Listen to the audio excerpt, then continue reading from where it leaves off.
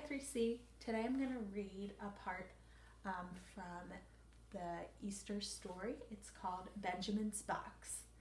And the story is by Melody Carlson, and the illustrations or pictures are by Jack Stockman. Benjamin. Long ago, in the faraway land of Palestine, there lived a boy named Benjamin. His small, humble home was nestled into a wall of other houses, almost hidden on a narrow back street in the bustling city of Jerusalem. Benjamin loved Jerusalem because God's temple was there. More than that, Benjamin loved God. His grandfather had taught him many things about God when he was just a tiny boy. Benjamin talked to God a lot. He whispered prayers each night at sunset, and in the morning, he always gave thanks for the new day.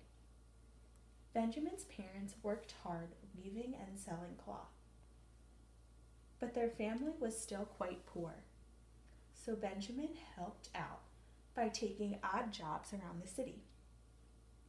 Everyone in Jerusalem seemed to know Benjamin. They could always count on him to be honest and work hard. The box. One bright spring morning, Benjamin sat outside in the sunshine. In his hands was a wooden box. "Hi, Benjamin," called his friend Eli. "What's that you've got?" "It's my treasure box," said Benjamin. "My grandfather gave it to me before he died last year. He said it was very, very special." Eli opened it and looked in. "There's nothing in it except for some old straw. How can this be a treasure box?" Benjamin shrugged. "I don't have any real treasures yet, but my grandfather said this straw came from the bed of a baby who was born in a stable. My grandfather was a shepherd then, and he said the baby would grow up to be a king." "Why would a king be born in a stable with cows and donkeys?" Eli laughed and closed the box. "I heard some sort of king is coming today. His name is Jesus. Want to come to the city gate and watch for him?" "Sure. My grandfather took me to hear a man called Jesus once. I liked to listen to him."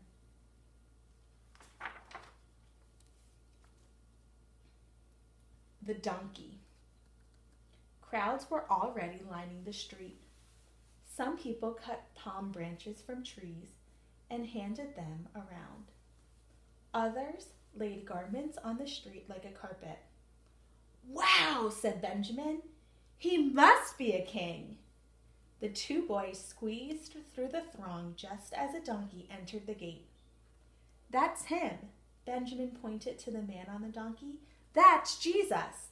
Hosanna, Hosanna," cheered the crowd as they waved their palm branches in the air. "Hail to our new king," yelled an old man beside Benjamin. "Why does a king ride an ordinary donkey?"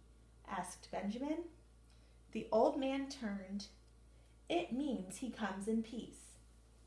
Jesus has come to set us free. Hail, King Jesus."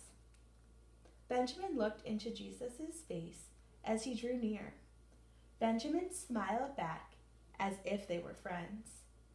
The donkey plodded along and Benjamin followed, pushing through the crowd to keep up. At last, he drew close enough to pet the donkey. A small tuft of hair came off in his hand. That night, Benjamin placed the bit of donkey fur in his treasure box.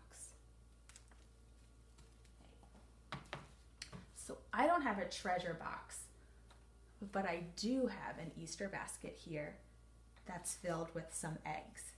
And just like when we were reading our Names of Jesus book and we had all of the different ornaments that we added to our tree, each day I'm going to take out a different egg that represents a part of the story that we just read.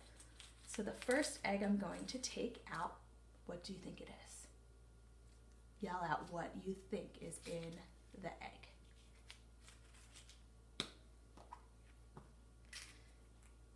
If you said it was a donkey,